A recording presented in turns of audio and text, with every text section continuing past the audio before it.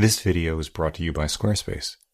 From beautiful design templates and custom domains to full-blown e-commerce, email campaigns, powerful analytics, and now scheduling that you can set up in minutes, Squarespace is the place to go for all of your website needs.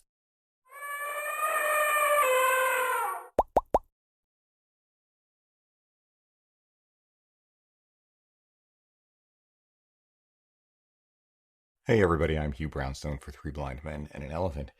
Yesterday, Canon officially lifted the curtain on its full-frame $3,900 EOS R5 and $2,500 R6, along with 4 new RF lenses. There are some really interesting things in there. But while I will have a dedicated video on them soon enough, today I want to share with you my long-term take on the $1,700 APS-C Fujifilm XT4 and how that fits into a much bigger picture. But before we get into it, a few words from our friendly department of crass commercialism. First, we only have a few copies left, yay, from our first run of Streets of New York, the book. Now, if you're like us and you miss New York City, I think you might really enjoy the 82 pages of images I took in the 2 years just preceding the lockdown. We published in March. Head over to www.3bmep.com/books to learn more or order your copy. Second, if you're trying to figure out what gear to buy, how to set up your own YouTube home studio, how to hone your artistic voice, how to improve your photography, want a portfolio review, but want a more personal experience than I can give you here on YouTube, we're now offering half-hour one-on-one video sessions. Head over to www.3bmep.com/booking to learn more or schedule a session. Finally, as always, if you like what you see here today, please give a thumbs up, subscribe, join the conversation below because you guys are an amazing audience. Consider using our no-cost-to-you affiliate links or dropping coffee money via PayPal, both links available in the show notes below. Better yet, please consider joining us as a patron on Patreon. However you choose to support us, as always, we thank you for it. So, yes. It looks like Canon has gotten its mojo back, and yes, it looks like, subject to confirmation by going hands-on with production units, Canon will put the hurt on Sony, Nikon, Panasonic's, Leica's full-frame offerings. Maybe crop sensor cameras too. Maybe.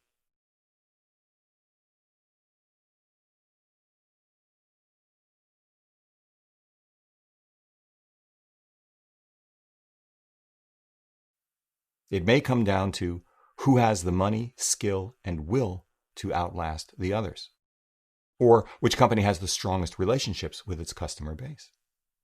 It may also come down to a market which is not only saturated, but comprised of consumers unwilling in such uncertain times to keep riding the upgrade merry-go-round. Hold that thought. But here's the thing for now. When it comes to camera gear, 1, there are specs. 2, there's fitness for purpose. 3, there's usability. And 4, there's price. Now, there are other things as well. Delight. How and with whom we want to spend our money. And finally, what's most important as creatives? Skill. Ambition, artistic voice, just showing up. Each of us will define and weight these things differently, and our views inevitably evolve over time. But after a good chunk of time with a production XT4 and a pile of Fujifilm XF glass, I think it's fair to say that the XT4's improvements over the already outstanding XT3 are so significant, beginning with Ibis and flippy screen, but also including a bigger battery and grip, improved autofocus, and more, that the annoying bits, like the 30-minute recording limit still in effect, the minor crop in certain video modes and resolutions, I can't remember them, the continuing absence of shutter angle for movie mode, a surprisingly useful tool, the absence of a dual XLR mic adapter like Panasonic and Sony have, the increasingly complex menu system, the still fiddly secondary controls, the absence of a dedicated headphone jack. I've already managed to lose the headphone jack to USB-C cable twice, or the please stop with the micro HDMI port and go full size. Even certain otherwise excellent lenses in the portfolio that really could use focus motor updates to allow the XT4's autofocus system to realize its full potential aren't worth whining about, especially when paired with the brilliant XF 16-55 and 50-140 2.8 red badge zooms for video, which do work beautifully and quietly in continuous autofocus and are two of the sharpest, best corrected and controlled lenses I have ever seen, full stop, hold that thought. Or two of my favorite lenses for street photography, the 16-1.4 and 56-1.2, although yes, these are two of the lenses that need focus motor updates for video, maybe modest enhancements to their optical designs to bring them even with the very best of today's new lenses. There are, of course, those things that carry over from the XT3, like truly excellent build quality, their film simulations, acros, OMG, wonderful shutter precision and feel, dual card slots, video recording options second to none in the hybrid space, except really for the full-frame R5 and Panasonic S1H, tally lights front and back, yay, great high stills burst rates, the ability to switch between traditional analog controls and the more modern thumb and finger control, and the most robust APS-C only lens catalog in the business, which had already elevated the XT3 to the top of the APS-C segment for 99% of us 99% of the time over its nearest competitor, the Sony A6 series. Add these two things together, along with their just-announced USB-C webcam app, though I wish they'd have a second USB-C port so that we could simultaneously live stream and power the camera.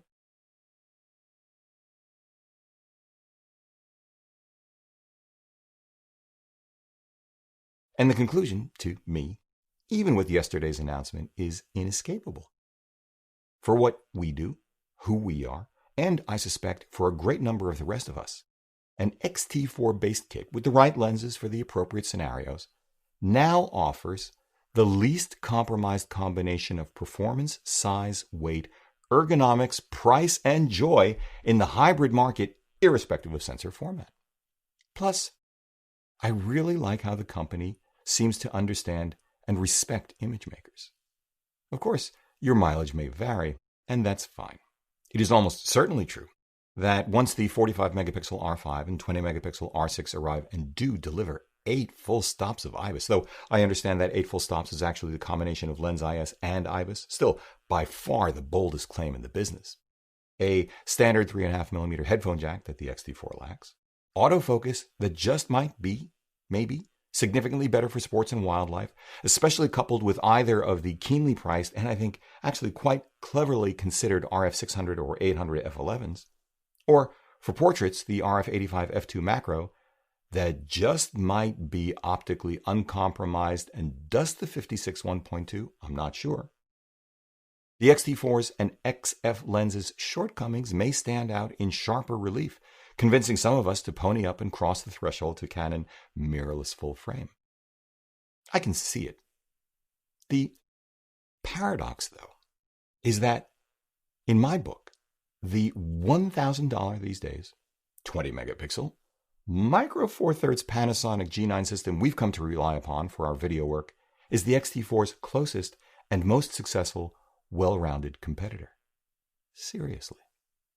They both have dual card slots, excellent though different ergos, flippy screens, and excellent 3.7 million dot EVFs that the EOS RP, for example, and Sony A7 III don't have. The G9, in fact, has marginally better Ibis than the XT4, though I'd call it a tie when it comes to IS boost mode. A marginally better EVF than the XT4 because of variable magnification.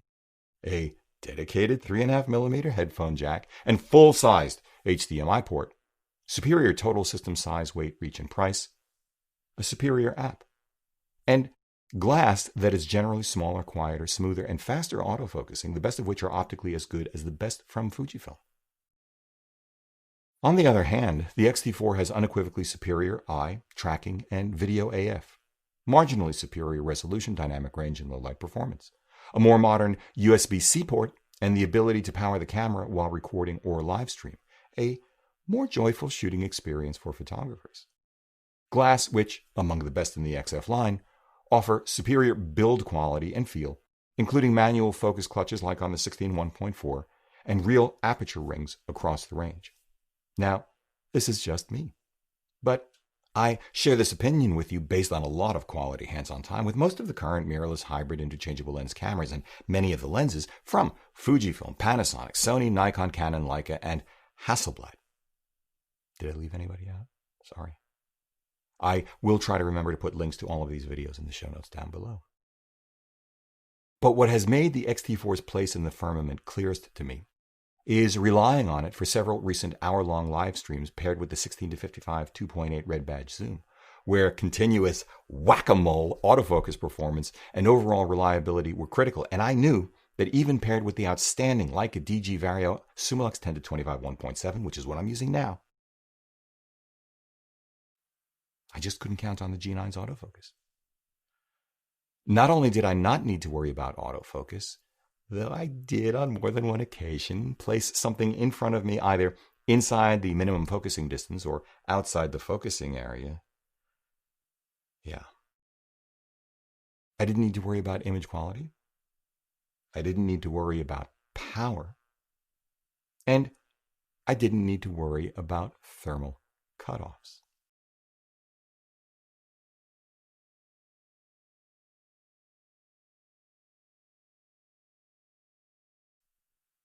In other words, what I had was a better autofocusing, better powered G9, actually.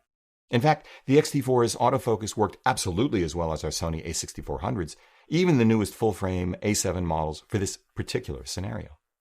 Turns out that live streaming is the first use case I expect to see often, for us, that consistent, reliable, and fast, continuous whack-a-mole autofocus is important. Though, sure, if I had to, I could, and for right now, I will, make do. But then there's pricing.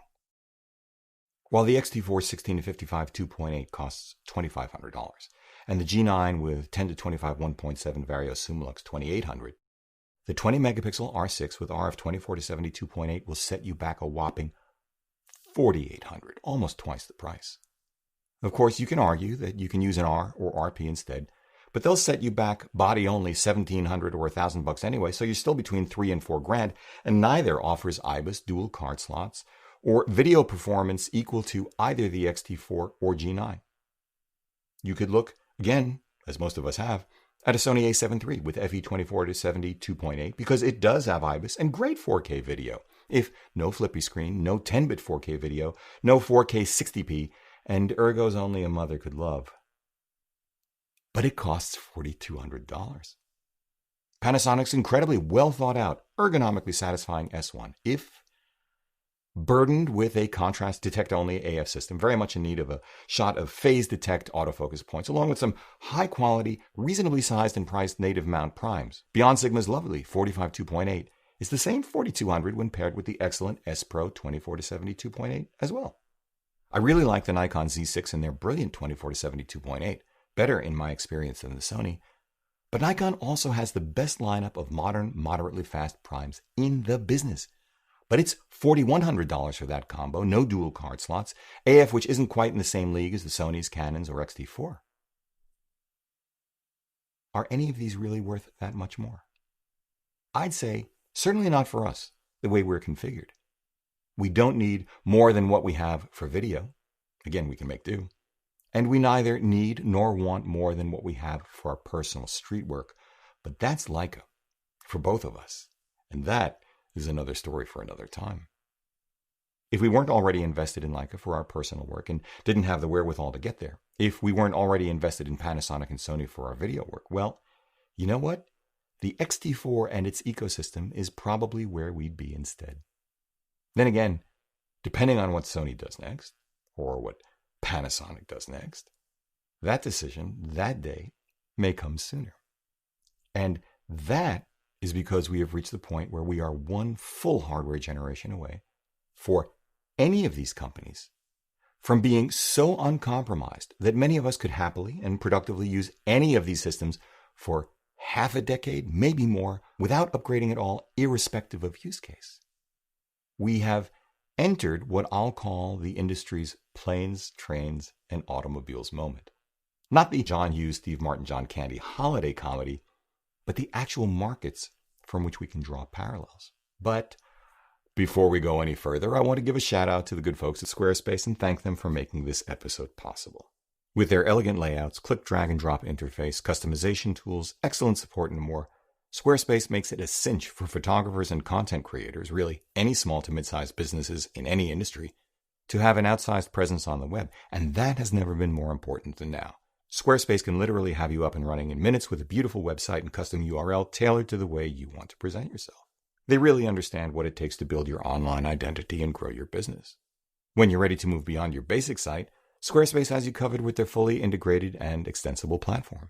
We know. Not only do we use Squarespace for our production company, blog, documentary, and personal photography sites, but we've integrated email blasts and commerce. We book our street photography workshops, sell our Streets of New York book, and just now have set up scheduling for those new one-on-one live video sessions I mentioned earlier, all through Squarespace. It just works. Not a systems admin in sight. Which doesn't mean I don't have questions, but again, Squarespace's customer service is terrific. So, hop over to squarespace.com/you for a free trial and get an extra 10% off your first website or domain purchase when you're ready to really give it a go by using the discount code HUGH at checkout. Again, that's squarespace.com/you and discount code HUGH at checkout. Thanks, Squarespace. Planes, trains, and automobiles.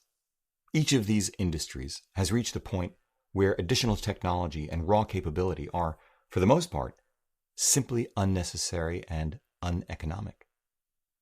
These markets are saturated and have already contracted, which is precisely where the imaging business is right now, although it's been much more brutal for the imaging business. I mean, can we make planes faster? Yeah, I flew supersonic on a British Airways Concorde back in the late 1990s, but it was retired because there simply wasn't enough demand to pay that much money to go that fast in such a cramped, hot plane. Especially when it also cost too much to build, buy, and maintain. Can we make planes bigger? We did. The 747, then the Airbus A380. The 747 was retired. The A380 is all but retired. Too much fuel burned, too much excess capacity, especially in the midst of a pandemic. Can we make trains faster? Yes, but it doesn't matter, at least here in the US, because the gating factors are our track infrastructure and operating costs. Can we make cars faster or bigger? Yeah, think Bugatti Veyron or Tesla in ludicrous mode times 2, but do we have the road infrastructure? No. A sufficient number of customers? No. Is it safe enough? I don't think so. At some point, a different mode of travel just makes more sense. What do we need from the transportation industry now? Better safety, less expense, more reliability, greater comfort, less futzing, just like the camera industry. Do we need, for example, even faster autofocus than the best autofocus systems out there today? Higher frame rates, more resolution, wider angles of view, 8K video? For the vast majority of us, no. Do we want those things? For most of us, the answer is not really. Heck, do most of us really need full frame? No. Do we even really need to upgrade from where we are right now? Do we need to switch brands altogether? Again, for the vast majority of us, for what we do, most of the time the answer is no.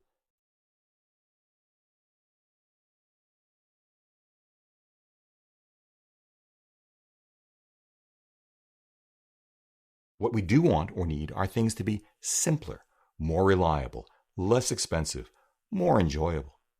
I don't know about you, but I want to be in the no-futs zone so that I can spend more time in the creative zone, the thinking zone, the feeling zone, the happy place.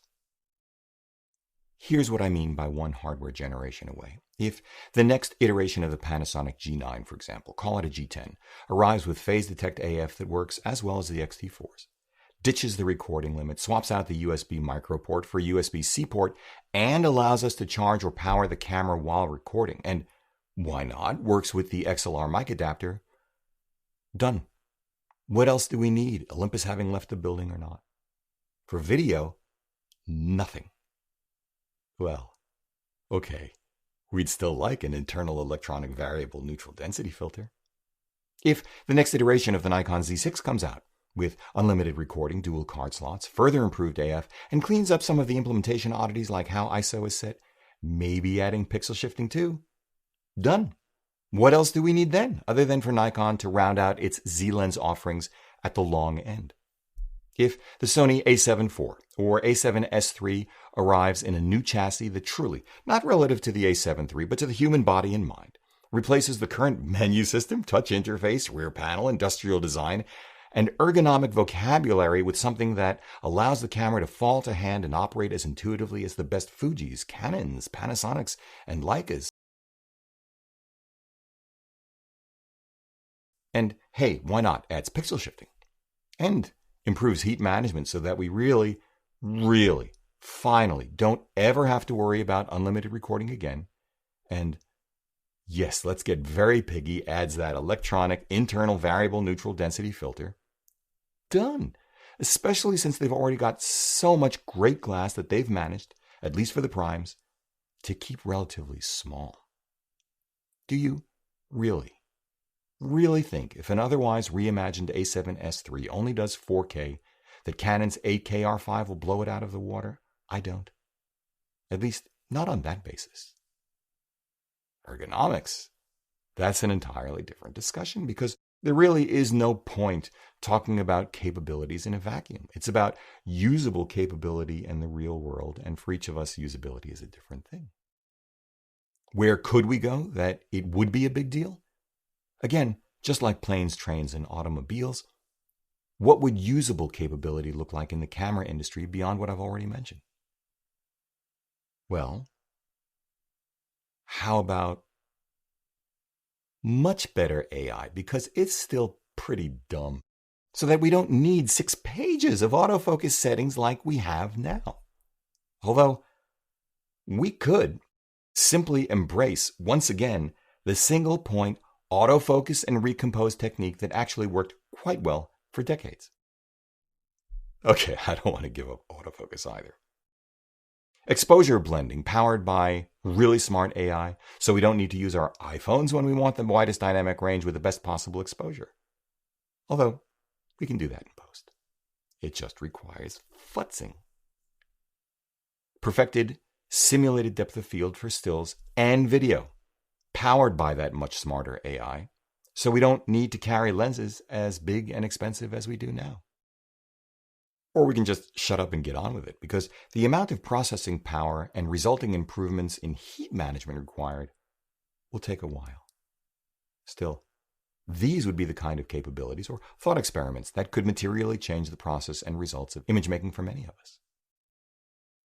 Let's wrap this up. Look, it really is pretty straightforward. As I said at the beginning, I think the XT4 is the least compromised hybrid out there today for what we do, for what I think most people do, but it's darn close. The XT4, G9 or GH5, A7 III, Z6, S1, now R6, and their lens ecosystems are all converging on everything that we need, maybe one hardware generation away, give or take. The primary differences that remain are size, weight, ergonomics, price. As I said earlier, if we weren't already invested in Panasonic and Sony for video, if we weren't already invested in and had the wherewithal to continue with Leica for our personal work, at this particular moment, July 2020, I think we'd go for the XT4. Though, we might feel differently once we spend time with the R6, because that would leave us a pathway to higher resolution, something which we're already enjoying with what we've got. Or the next Nikon, or next Panasonic. One more thing.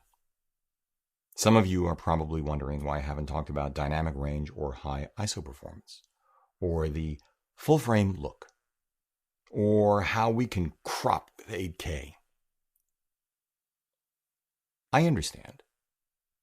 But guys, it's simply the case that the 24 or even 20 megapixel sensors in all of those full-frame cameras we've been discussing are within spitting distance of each other. And while there are differences among the various sensor formats for a given ISO, crop factors do much to equalize those differences for a given depth of field. I've talked about this a number of times before. As does informed lens selection serve to equalize depth of field and perspective differences across sensor formats as well. Not completely, I admit, but closer than you might think. Going back to sensors for a moment, if you need all of the dynamic range possible, you'll want to shoot as close to base ISO as possible, lighting your scene if you can anyway. If you can't light your scene, not only will dynamic range narrow quickly, as you raise ISO, image quality will degrade. Then again, neither image degradation nor dynamic range will matter that much if the composition, the moment, and the emotion of what you're capturing are good enough. As for 8K, unless you intend to spend most of your video editing time cropping the crap out of it, it's simply a suck for more hardware expenditure and time. I've rarely used 4K for cropping because I use it for the difference in resolution. But I think for most people, especially on-screen talent, full HD 1080p is already enough. The biggest differences among these systems that matter, beyond autofocus and resolution only when you really need it, now come down to us. Thanks again to Squarespace.com for making this episode of Three Blind Men and an Elephant possible. For all of your website needs, if you're a small or mid-sized business, a solopreneur, Squarespace is the place to go. Get your free, no-strings-attached 14-day trial at www.squarespace.com/u. And if at the end you decide you really love it and are ready to go for it, save 10% by using the discount code HUGH at checkout.